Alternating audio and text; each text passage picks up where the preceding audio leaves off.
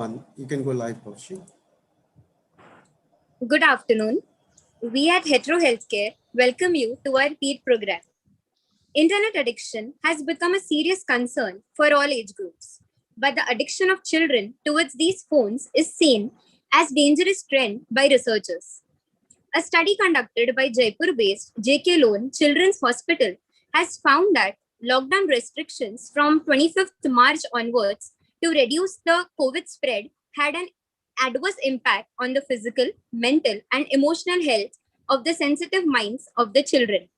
This addiction has resulted in obesity, behavioral changes, as well as very cranky patterns in children.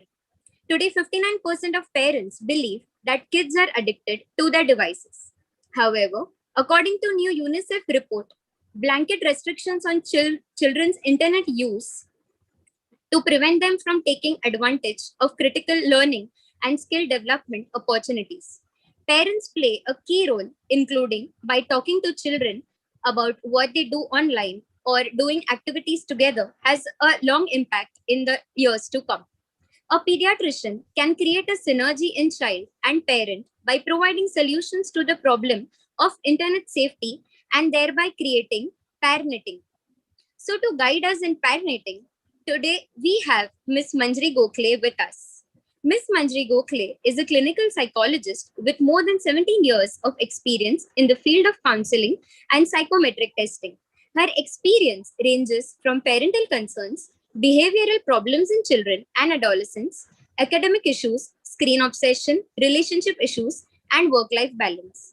Her paper, Rehabilitation with Dance Therapy, published in the journal Disabilities and Impairments in 2018, won her the Anima Sen Best Paper Award.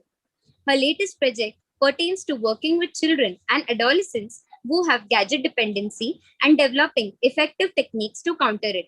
So today we welcome you, ma'am, on board, and please guide us on the most interesting and the burning issue of today's time, parenting. Thank you, Bhabishi. Welcome all, good afternoon. Parenting is a journey, it's not a one-time thing. And it's one roller coaster of a journey. So there are going to be highs which are going to give you immense joy. There is going to be a lot of contentment, satisfaction. And on this roller coaster, there are also going to be lows which are heartbreaking, which might make you wonder about your ability as a parent. Am I good enough? What am I doing? Am I doing it right? And during such times of distress, usually the parents are going to turn to you, the pediatricians, as their first recourse. Apart from dealing with and treating children's physical and medical issues, you are a very trusted source for parents for emotional and other social issues also. And so today's session is on parenting. I purposely called it parenting because today's parenting has its own set of challenges. Actually, every generation of parents thinks that no, the generation before us had it easy. But it's indeed true that today's generation of parents are facing a challenge which has been brought on because of the advent of internet, because of the advent of mobiles and technology in our lives. And so today I'm going to try and share some information and give you some inputs about how to treat through this very confusing and at times challenging world of internet. And I think in today's age, just like we have learned that no food, water, and shelter are your basic necessities, I think for today's generation, the internet or the mobile also takes no precedence. So I'll just give you an overview of what we are going to do today. So I'm going to share with you how to know, when to know that whether a child's internet use is excessive or whether it is normal. So first we are going to learn about what is the average or what is normal use, what is the prescribed use. Then we are going to look at when does it become a problem, when does it go to the level of addiction. Then I'm going to take you through certain dangers which are, I'm going to highlight only 2 or 3 of them considering the time limit that we have, but about which parents need to be aware of and about which we as pediatricians, me as a psychologist, and even parents need to discuss these issues with their children. So I'm going to discuss certain dangers that are lurking online. And of course, I'm also going to talk about various tips and strategies that can be used as a preventive measure to manage children's internet use, because it is inevitable. We cannot put a blanket ban and just say, just keep children away from the mobile or from the internet. And so in the last part, and which is the major chunk, I'm going to talk about what are the different ways in which we can make sure that our children's use of the internet is enjoyable, it is responsible, and it keeps them away from the disadvantages and the harm that goes online. Right? Okay. I have also kept some time aside at the end of the session to answer any questions that you might have. So let's begin parenting, that is parenting tips for the digital age. So these are some of the most popular apps and social networking sites that you will find in any teenager's phone or even in our phones. Just to give you a brief idea of how much it has become a part of our life, this infographic will give you a very clear idea, and instantly it will show you the amount of time and how much of internet and screen we are constantly using.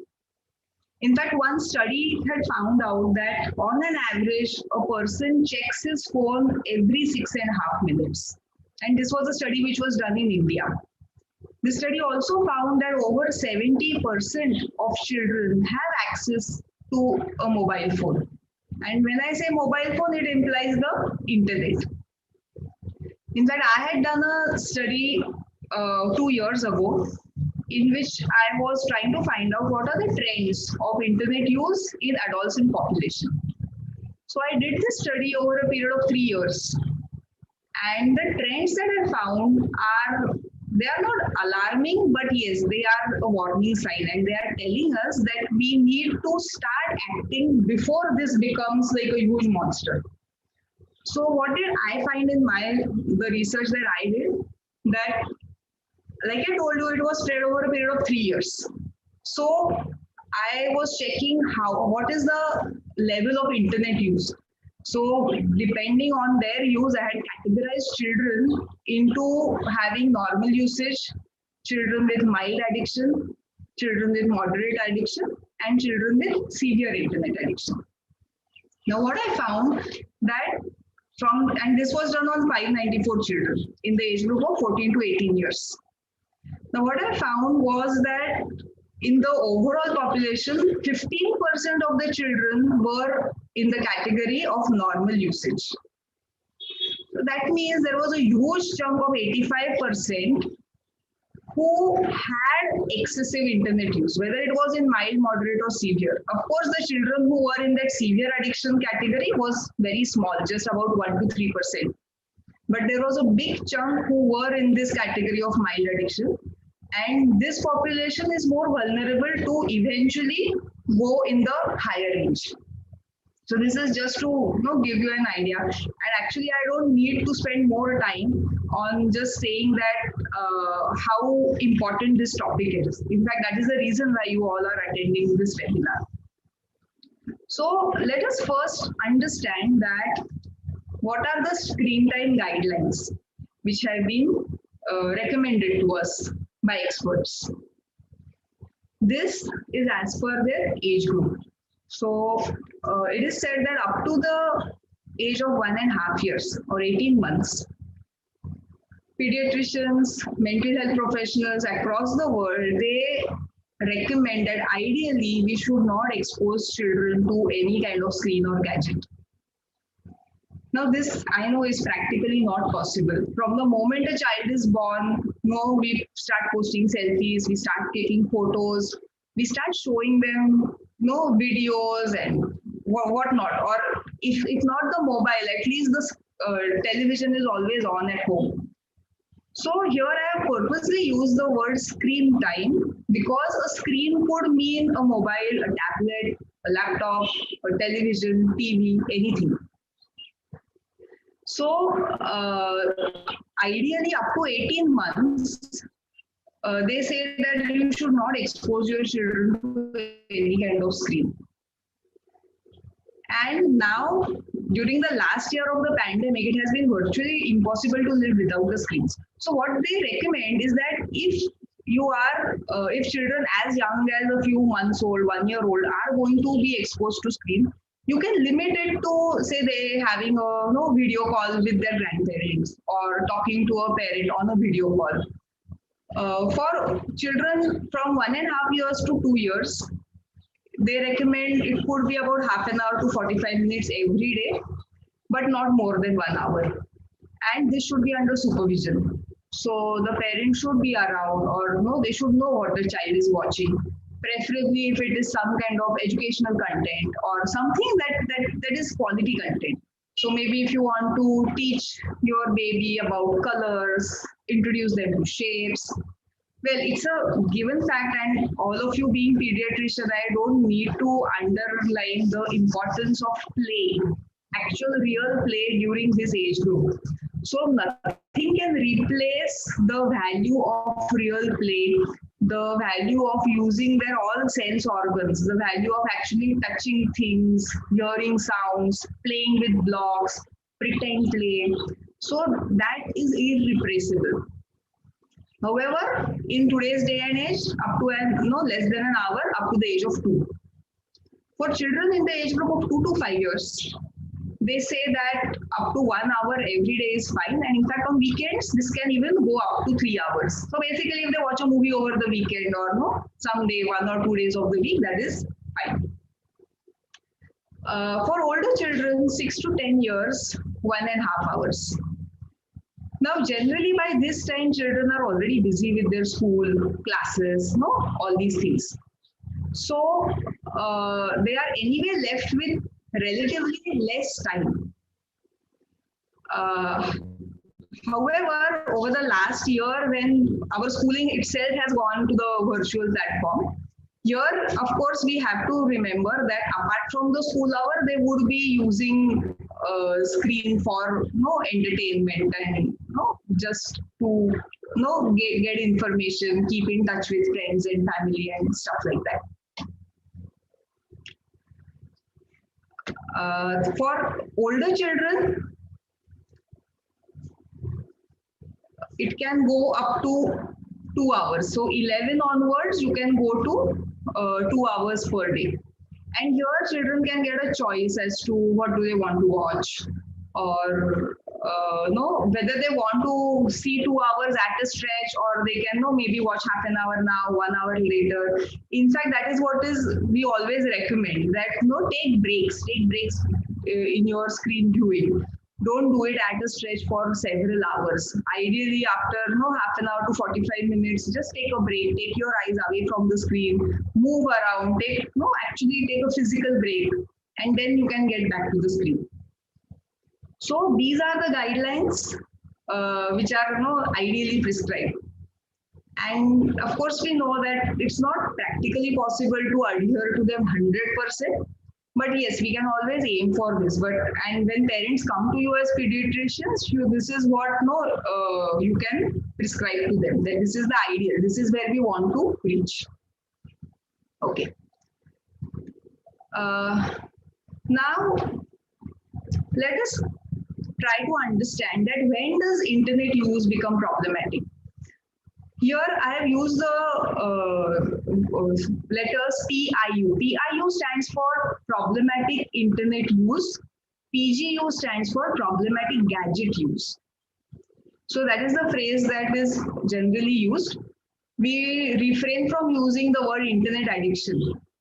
Simple reason that the DSM-5 or the ICD-11, these are the classification manuals that we mental health professionals use to diagnose disorders.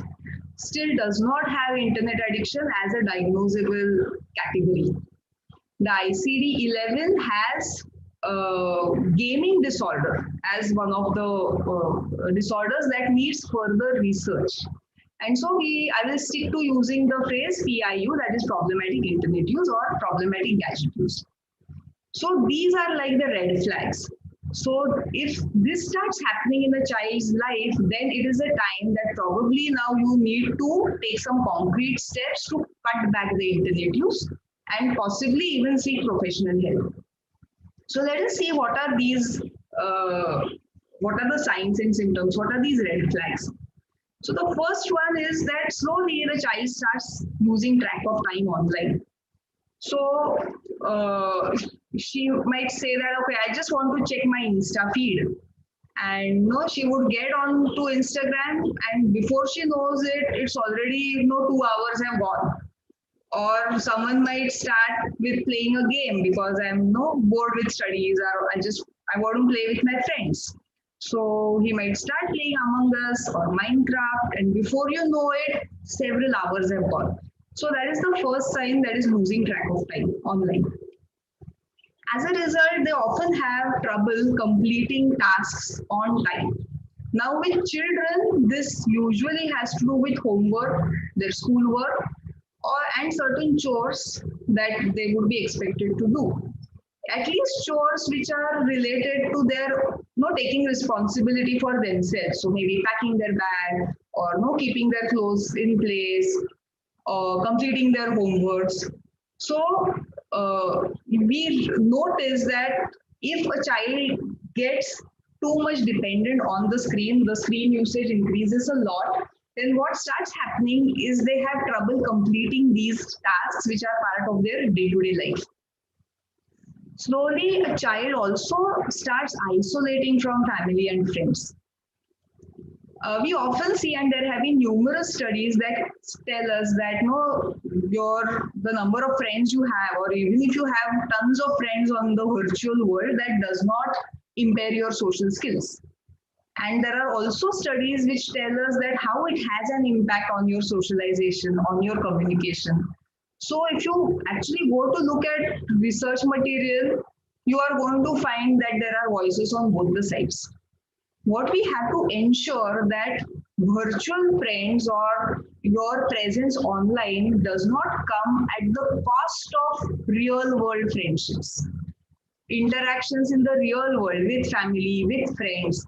So if it happens that now this child has isolated himself or herself to the extent that now he no longer has any friends in school or society or otherwise, yes, that is a matter of concern.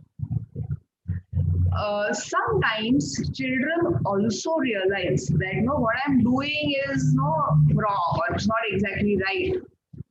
So sometimes they also feel guilty about it, but they are not able to stop it. They are not able to stop that urge. They are not able to stop the behavior of getting online. But in most cases, what we observe is that children get very defensive. So, and especially teenagers, and this is always a tussle between parents and kids. Parents always feel that their children are excessively online, and children feel that this is a norm, this is what everyone does, or this is how we hang out. We don't actually need friends, we need online. But if this defensiveness is a lot and a child firmly believes that I don't have a problem, you are the one with the problem. So this kind of defensiveness is also very often seen when gadget use and internet use reaches problematic proportions. It starts affecting their emotional health also. So slowly over a period of time, what we observe that earlier there might be activities, there might be things, hobbies which this child had, or activities that would bring pleasure, bring enjoyment to this child's life. It might be interacting with others, it might be learning a musical instrument, playing a sport, it could be anything. However, slowly what starts happening that a child starts feeling happy only when they are in the gaming environment or only when they get online.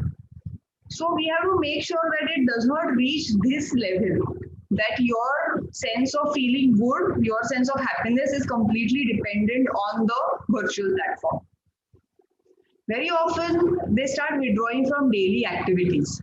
Now, for children, what are daily activities? It's school. So sometimes it's refusal to go to school, or they are not able to catch up because they start falling back.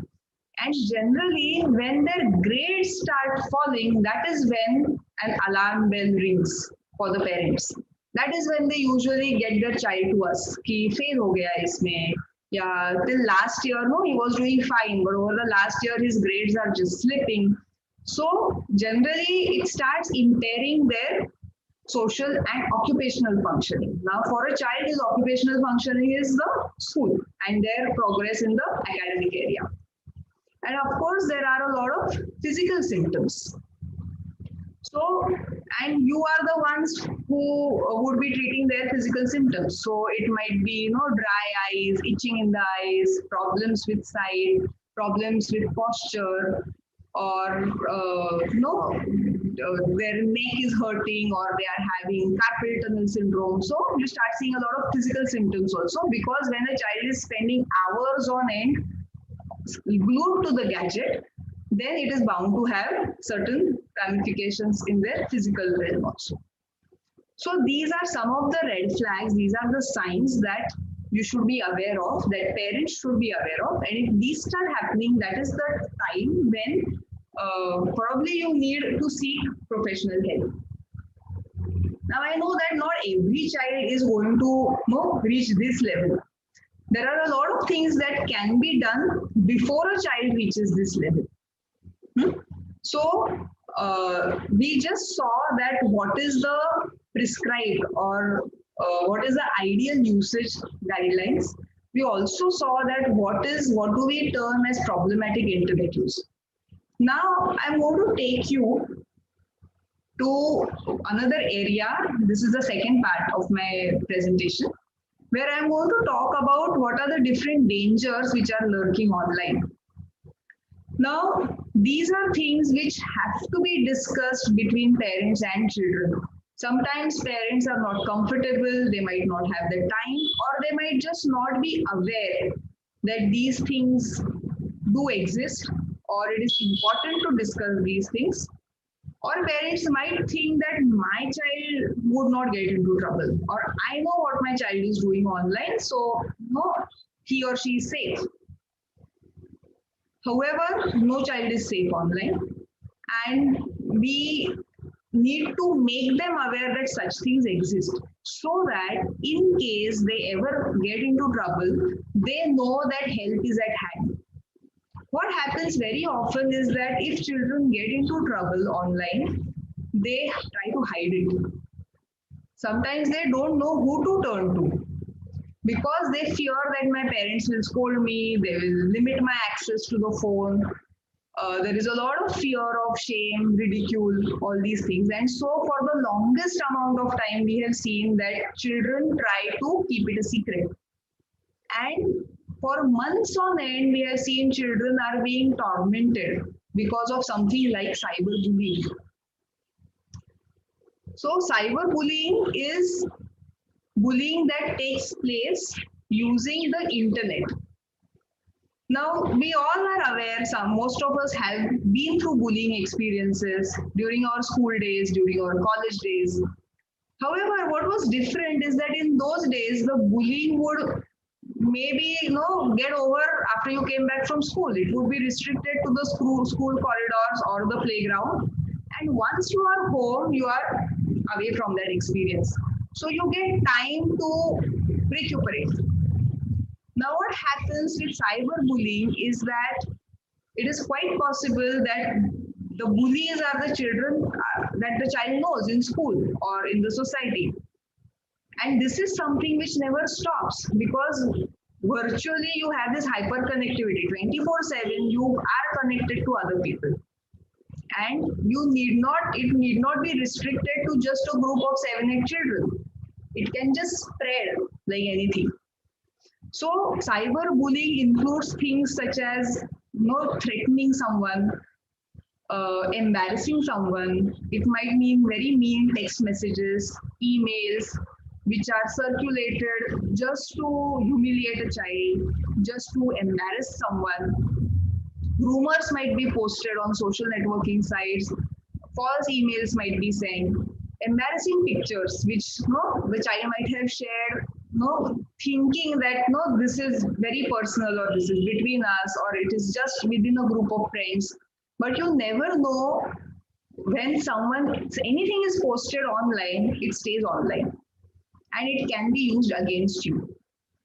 So all these things, like any kind of bullying that happens in the virtual world using the internet is called as cyberbullying. What we need to remember that in cyberbullying, at both ends, the bully as well as the victim, both of them are children. At both ends, you have a minor, you have a child at both ends. So, one, we need to make parents aware that yes, something like this exists, and you need to talk to your child that if ever something like this happens, you can come to us. You have ways to block the bully. You have ways to reach or find out who is the perpetrator. There are legal remedies. There are mental health professionals. School authorities can be involved if there is a some serious kind of incident that happens. So this is what happens in cyberbullying. Here, as part of management, one, discussing it with your child. Also, we always advise parents not to delete those photos or messages. Sometimes if there are very embarrassing posts or photos, the child or even the parents, once they come to know about it, they have a tendency just to delete everything. I don't want it on my machine. However, it can be used as evidence if it reaches, if we want to take a legal recourse. Sometimes school authorities might have to get involved. So it is always a wise thing to keep those things as proof. Don't delete it outright. It is also possible that your child could be a bully. So all this while I was talking about scenarios assuming that your child is a victim, your child or your patient, whoever. But it is also possible that some child is the bully, this child is also someone's child. And it is known that in cases of bullying, it is not the victim, but it is the perpetrator who has more problems and more issues. So we have to educate children on the importance of being civil, on the importance of being nice in the online world. A very simple strategy to do this would be that very early on, as soon as our children start getting online, playing games, having their account on social networking sites, we have to make a rule for them. We have to ask them that whatever you are typing or whatever you are posting, do you have the guts to say this to the face of that person? Anonymity is something that makes us do really terrible things. And the internet offers us that anonymity. So one way to make sure that our child does not become a bully is that to teach them that it's important, it's to be civil and to be nice in the online world. Remind your children that the use of the mobile or having the internet is a privilege and it can very well be taken away from them. And of course, parents need to be firm while they are spelling this out. Also, making them aware that this can have very long-term consequences. So, for example, these days, any company, when they hire any new recruit, it is a norm to go through their social media accounts, to check their history in the virtual world. So just imagine that you have got an amazing job offer and something silly or something that you did at the age of 16 comes in the way and you get rejected. Make them aware that legal action can be taken against you. There are laws in place, and if the victim approaches the police, there can be legal ramifications. Now, generally, cyberbullying happens at a milder version and it is very rampant. Very few cases are so severe that no, we would go to the police, but we need to educate the parents that such options do exist. So this is about cyberbullying. Now we are going to talk about another danger online, which is known as cyber stalking. The difference between cyberbullying and stalking is that in cyber stalking, there is an adult who is involved at one end. There is at least one adult involved. So it can either be one adult trying to torment, threaten, or harass or humiliate another adult. But it is also possible that an adult is doing these things to a child. So in cyberbullying, we saw that there are children, there are minors at both the ends. In cyber stalking, there is at least one adult who is involved. And so, in this case, when you are trying to manage an incident of cyber stalking, we might have to take a legal recourse. We might have to rope in the police or cyber experts. Again, the manner is same. You are trying to trouble another person, you are trying to torment someone, you are trying to target someone using the internet, digital technologies, mobile phones. So this is more about cyber harassment, which is done in the virtual world. Now we come to another danger, which is very serious but very seldom talked about. A lot of parents might think that if we bring up these topics, we will plant ideas in the brain of a child. But no, that does not happen. The level of exposure that our children are getting, the amount of things that they are listening, that they are seeing among their friends, in school buses, in classrooms, they have already been exposed to a lot many things.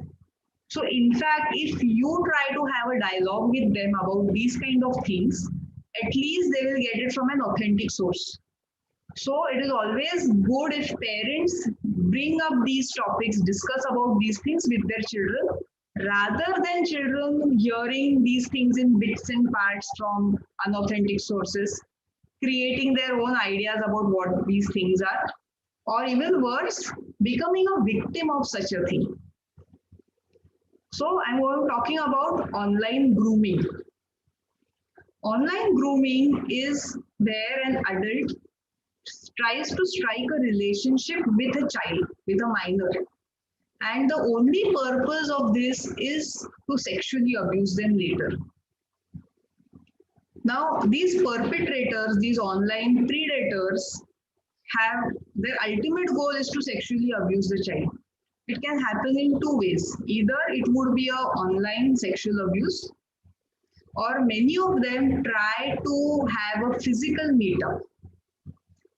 So generally it begins with them starting a conversation, starting a chat with the child.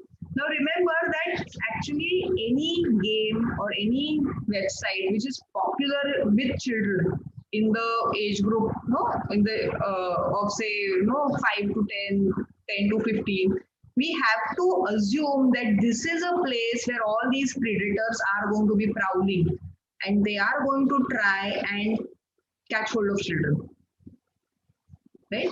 So, and they may start like the child might think that he is chatting with another friend who is around the same age, because it is so easy to create fake profiles, to hide your identity online.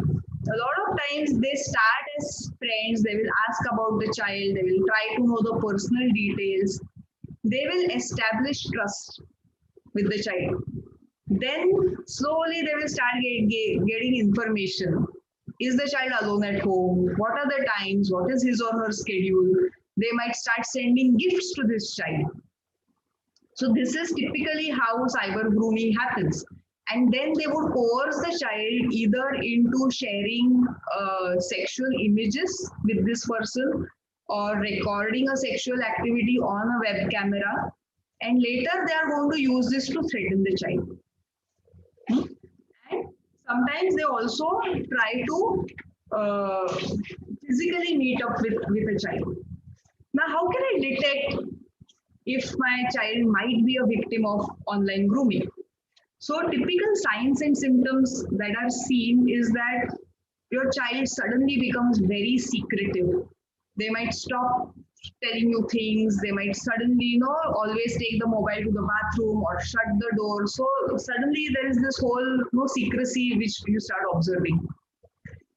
They often seem very sad, withdrawn, agitated, because internally they are being tormented by this whole thing and they are not able to speak up.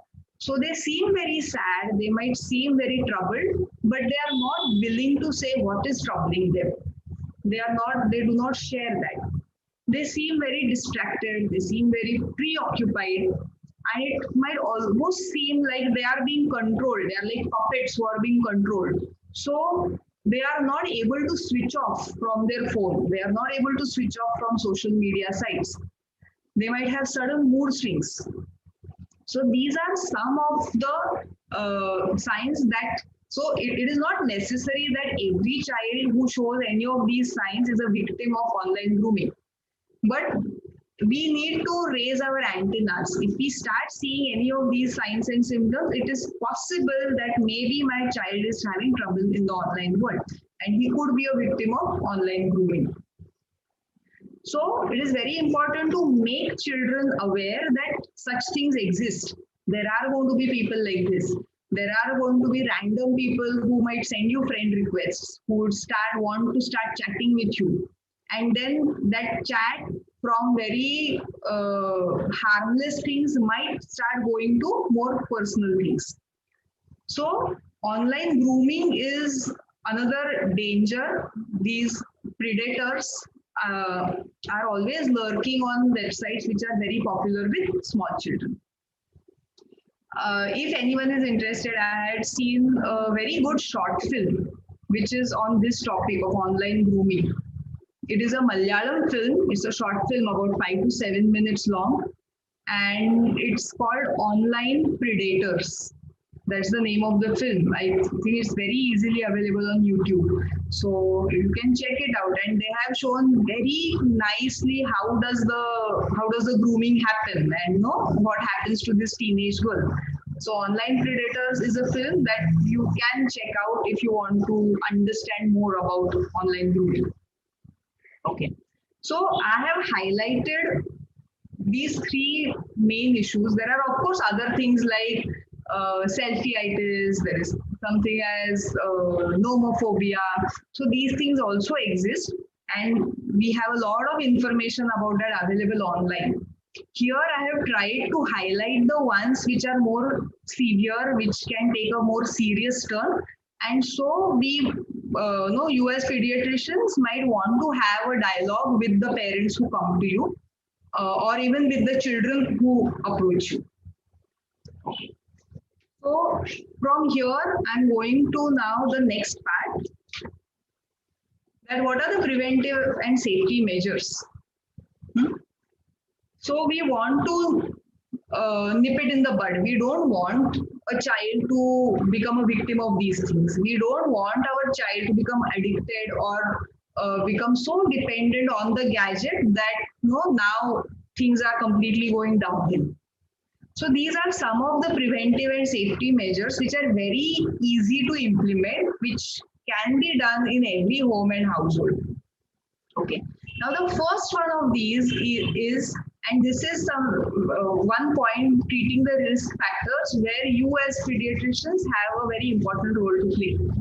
Now it is a known fact, a number of studies have shown us that loneliness, depression, anxiety, ADHD, and stress are some of the factors which have a very close relationship with excessive gadget use, with gadget dependency. So if you already know that a child is at risk, you know that a child has ADHD, we have to make the parents aware that you have to be very careful and you have to be alert that this child has a more propensity to get addicted to gadgets. If you know that the child is probably going through a lot of stress, or a child who is living in a dysfunctional family might turn to gadget as a place of solace. When children and adolescents, if they are experiencing depression or if they are experiencing anxiety, these days, over the last couple of years, we are increasingly seeing that they use gadgets as a coping mechanism. So they would spend hours on end watching videos or being on social networking sites, and this does not help the condition at all. In fact, it makes them even worse about themselves. So the first preventive and safety measure is that if you notice that there are any risk factors in this child's life, we have to first treat the risk factors. So often we see that once the depression is targeted, the depression is treated, automatically the gadget use also goes down. Or if we take care of the ADHD component, gadget dependency goes down. So we have to treat the risk factors. Second point, and this is where the parents have a very important role to play, is that we want to be a role model to our child. And we are role models, whether we like it, whether we want it or not. Our children are always watching us, and consciously or unconsciously, they are copying us. We are their role models. So at a very basic level, we have to make sure, as a parent, I have to be aware, I have to be alert, and I have to make sure that my child never has to compete with a gadget to get my attention. So if my child is excitedly telling me something about what happened yesterday, and if I am looking at my phone, it's going to kill that moment, right? So don't ever make them feel that they have to compete with another gadget for them to get your attention.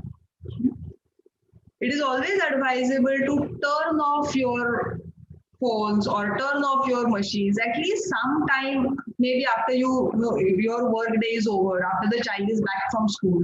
So when you are interacting with the child, I always say that are you having an eye contact with your child? That is something that we should be alert about. It is always advisable to have at least some phone-free time every single day. And now every family can decide. It could be dinner time, it could be the time when the child comes back from school. I know these days, over the last 1 year, there is nothing like coming back from school or coming back from office. Everyone is working from home. And I also know that adhering to these safety measures and preventive measures is going to be impossible in current times, exactly as it is. But this is where we have to use our judgment. So, and within a few months, these things are going to get over. The pandemic, the restrictions are going to ease out. At some point, schools are going to resume. At some point, offices are going to open up. So this is something that we need to remember at those times. And currently, we have to accept that yes, currently our mobile use and our screen time has increased, but we don't have a choice. But we have to make sure that the child is getting enough sleep, the child is getting some form of physical activity, the child is not isolating himself or herself from everyone. So coming back to my point of being a role model, it is always a good idea to talk about how you use your social media accounts. Simple things like if I want to teach my child that it is important to take consent. So say I'm going to post certain photos of some birthday party that happened. So if I show it through my role modeling that okay, I am planning to post this photo of you and your sister. Are you okay with it? A simple thing like taking consent is something which you are walking the talk. So also talk about how you are using social media. Show how it can be used for positive things also, like connecting with the family, creating music, reading about a lot of stuff, getting a lot of information which otherwise you wouldn't have got. If you have a way of checking the authenticity of a message, of going to the source of information or any news, do it in front of the children so that they know that these gadgets, this is how we are to use them responsibly, or this is how we can put them to good use. So how good the parents are as a role model plays a very important role. if the child has good role models, a lot of problems can be averted, can be prevented, right? Another important thing is that I always advise parents that get online yourself. Now, what I usually see that most parents have a Facebook account, but their children don't. In fact, Facebook is rarely used by children and teenagers. What's most popular for that age group is Instagram, also Snapchat. So if I say Snapchat, most parents don't even know what Snapchat is.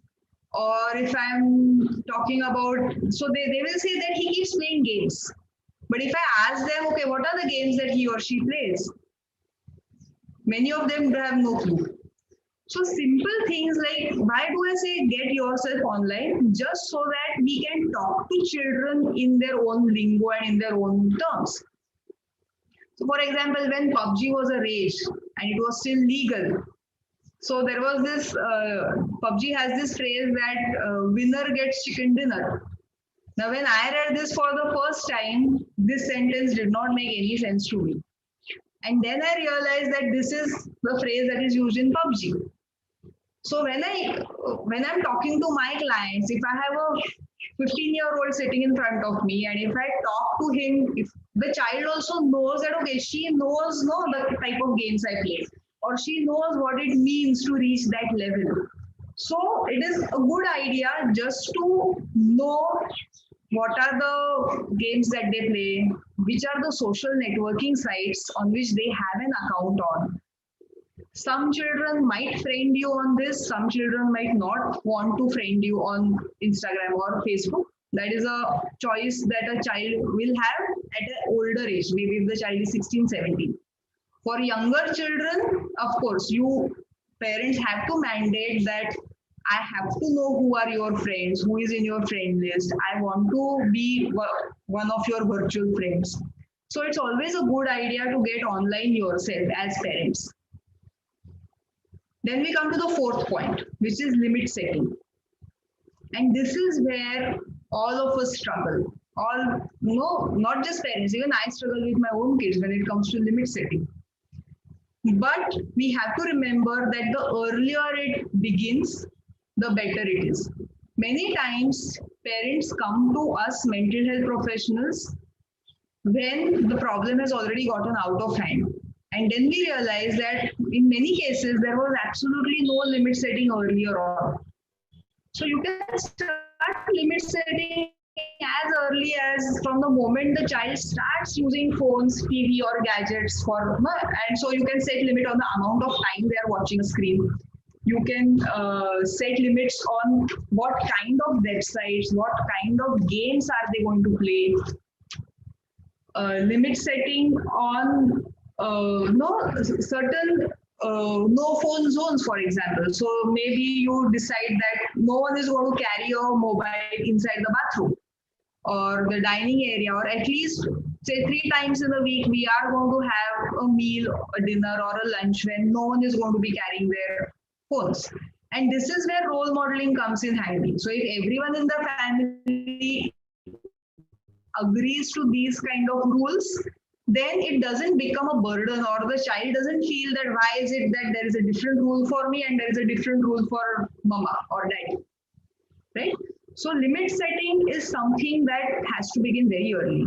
Also in terms of opening accounts. So for example, my 11-year-old might want to have an Instagram account because all her friends are on Insta.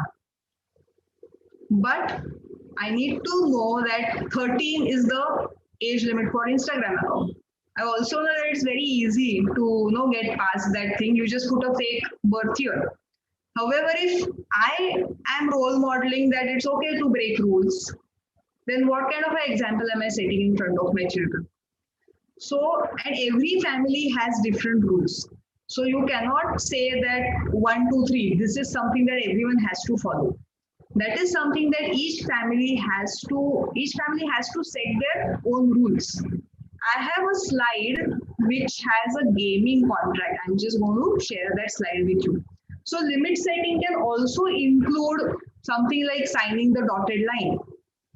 This is just an example I'm sharing with you. So this works really well with teenagers or even say 12, 13, 11 and 12-year-olds.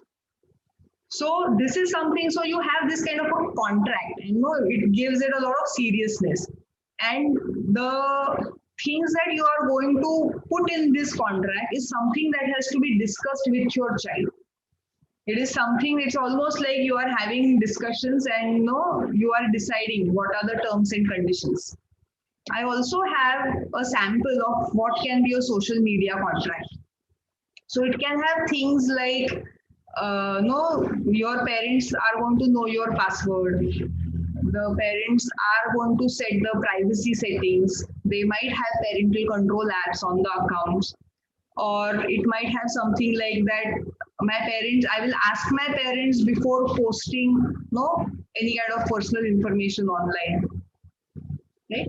So these are just an example of how we can have a contract with our child so that there is limit setting.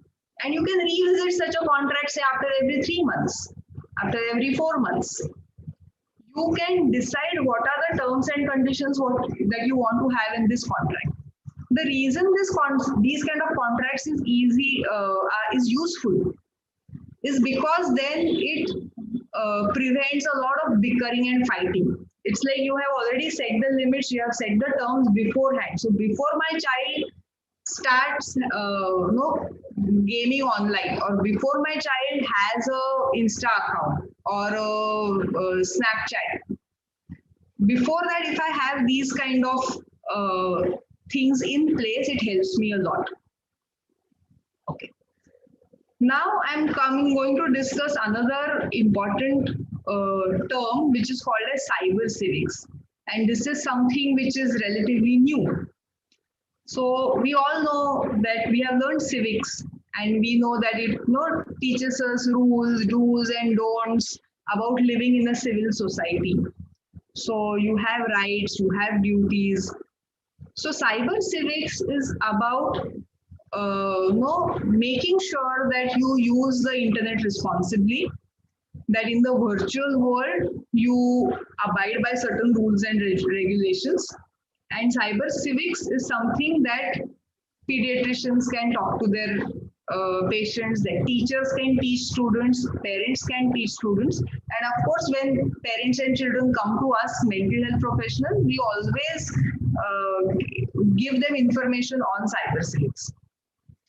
So cyber civics can include a range of things such as, for example, we need to discuss privacy policy with children.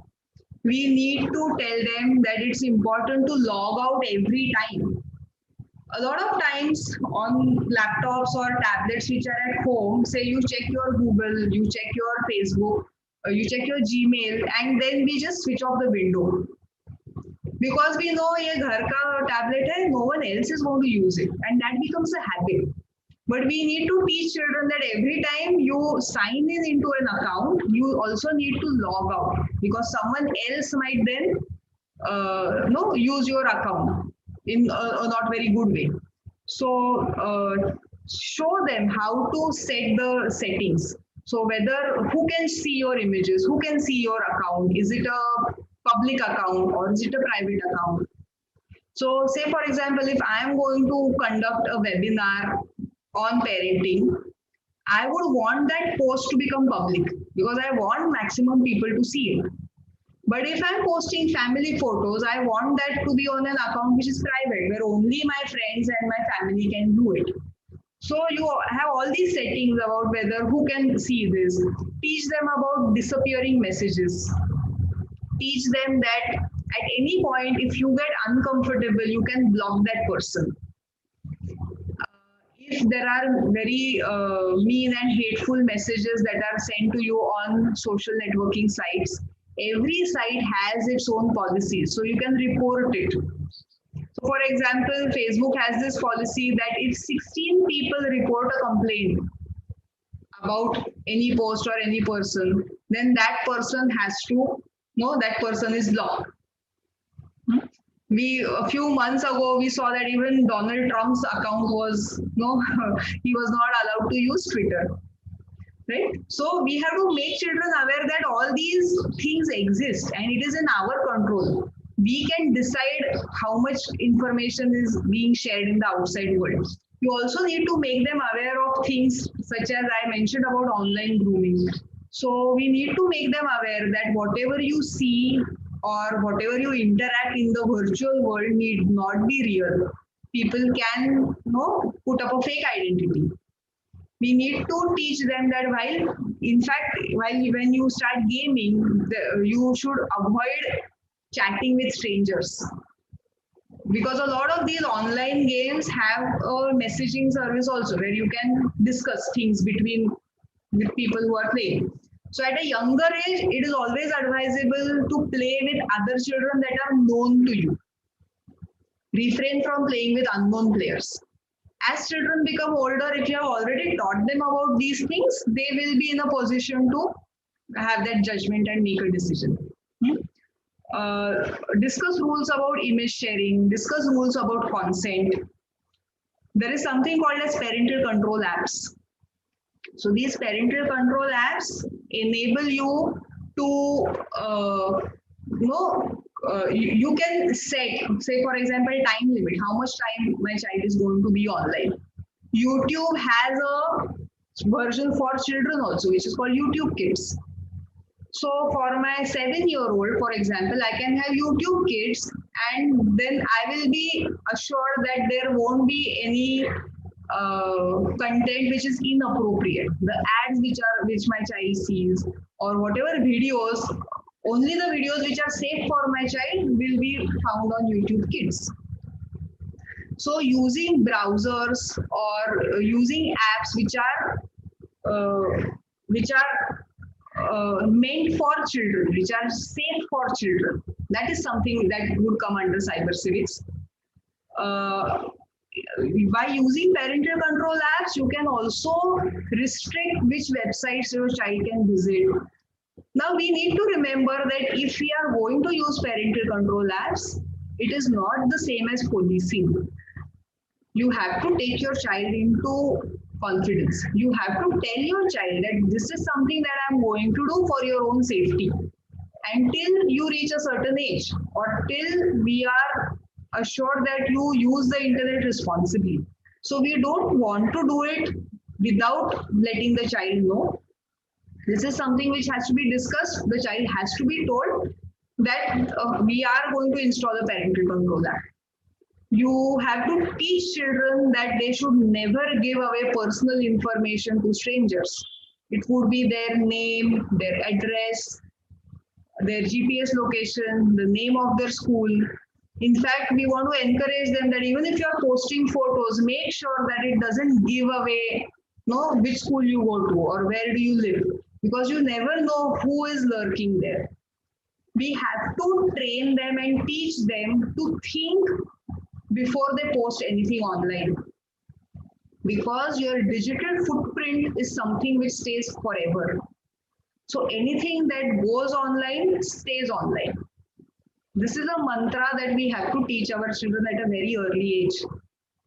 So you might delete things, the app might have messages and photos that disappear, but anyone can take screenshots. It can be saved in any form, right? So we have to make them aware about that. They need to think twice about what they are sharing online, with whom they are sharing, and stuff. So all these things come under cyber civics. Cyber civics in a nutshell are do's and don'ts, rules, and certain precautions that we need to take in order to make sure that our presence online is safe and no one is able to take advantage of us. Okay? So we have seen so far preventive and safety measures which can be implemented by parents themselves. So I'm just going to take you through that again. One is we have to treat the risk factors. We ourselves have to be a role model. Our behavior is going to play a very important role in how their behavior is going to be. it is always a very good idea to get yourself online just to be aware of what's going on in your child's world. Limit setting from a very early age, as early as even say a 1-year-old child or 2-year-old child. And it's never late to start limit setting. So you might not have done it so far, but you can start at any point. And another point we saw was the importance of cyber civics, talking and discussing all these things with your children. So when I mentioned the dangers which are lurking online, when I talked about cyberbullying, I talked about online grooming. Now this is not like a one-time conversation that I have. So I inform my child and then it's over. It doesn't happen that way.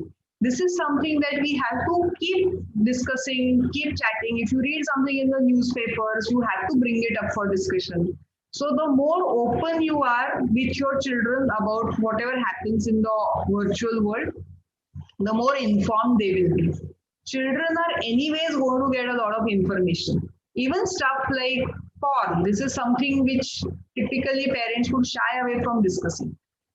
But be aware that your child might have gotten exposed to it at a much younger age than you would even want to think. So even something like porn, just telling them that, look, this is something which exists and this is something that you might come across these kind of images, and making them aware that for some people this is a profession. So what you see online, they are doing it as a part of their job, and what you see might not happen in real life. So their idea about intimacy, their idea about sex might become extremely vague if these things are not discussed with them.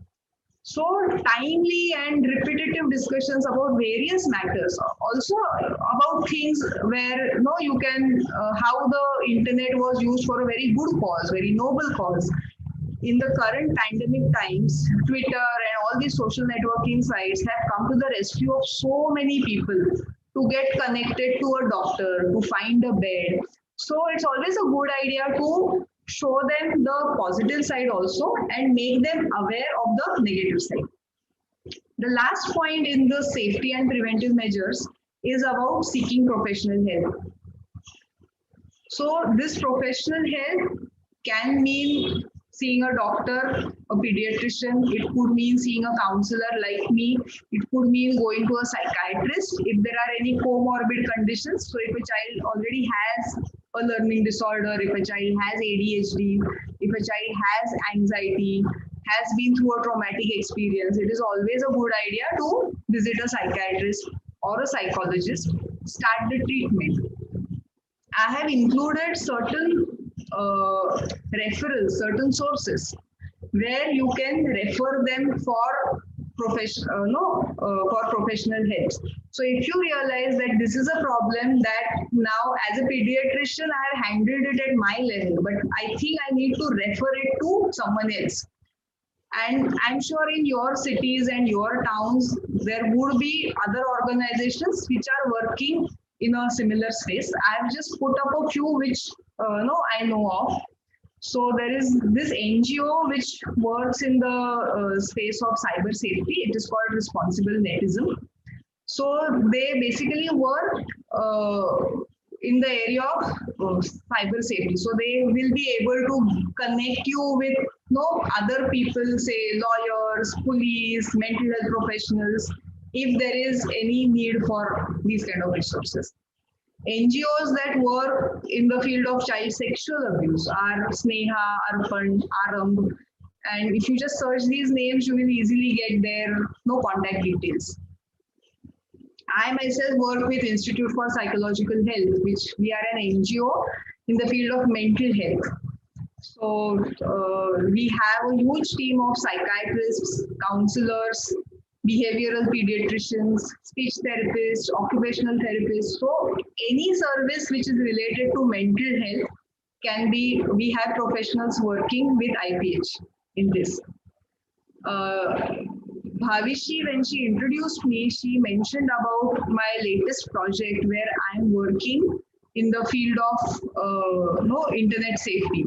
So the Reconnect IPH is that project. So what we are doing through Reconnect is that we are doing a lot of programs for children in the age group of 10 to 12 years. So Reconnect is a CSR initiative of the company Dorf Kettle.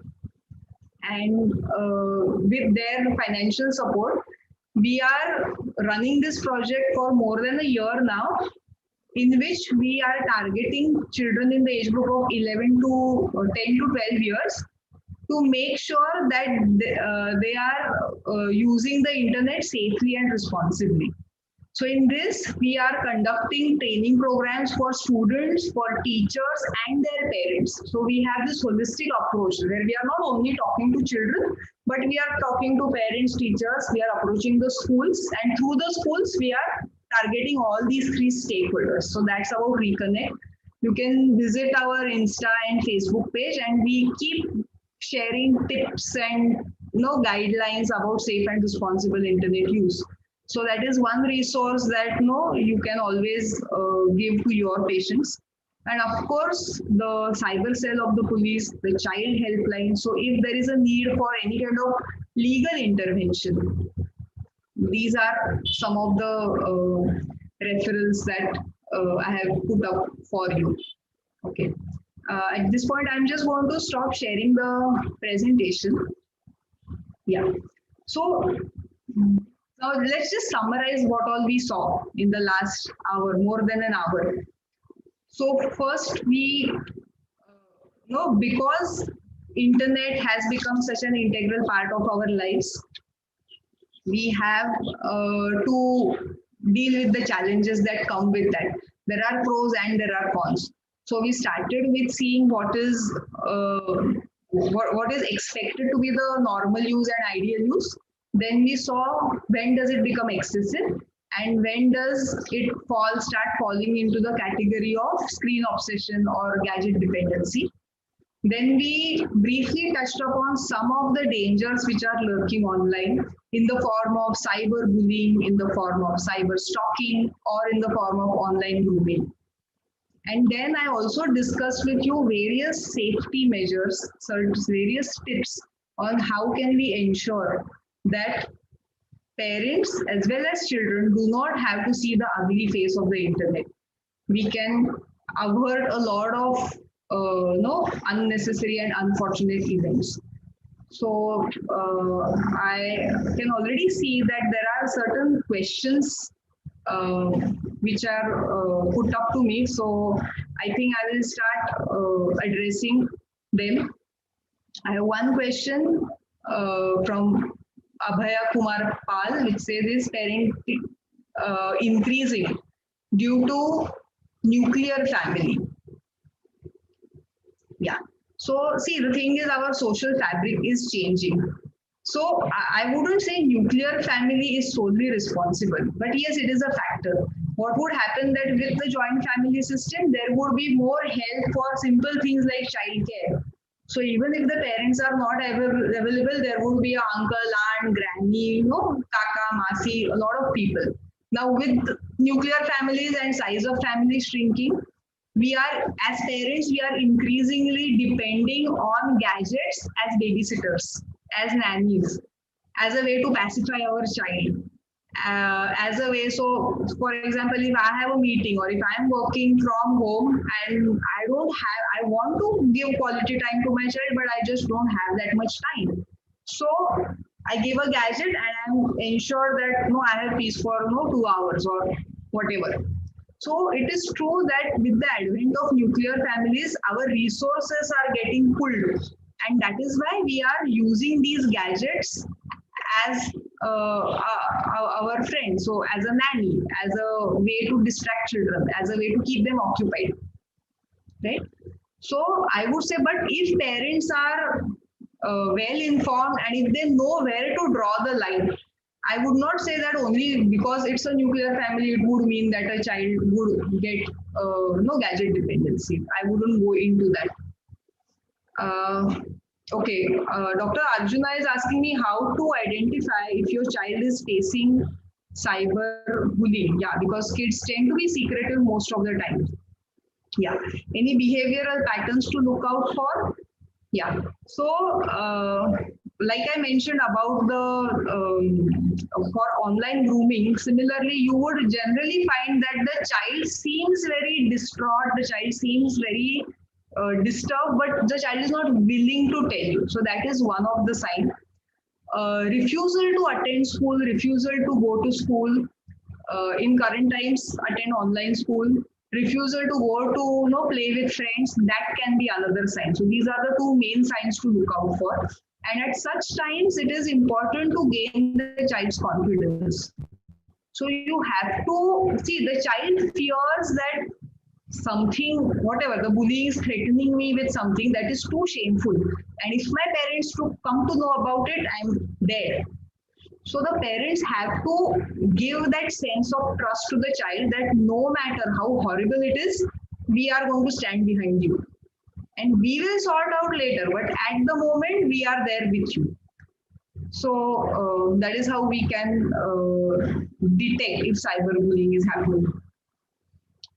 Okay, Dr. Muhammad Ali is asking if there are any particular book or articles for reference where we can get important parenting tips.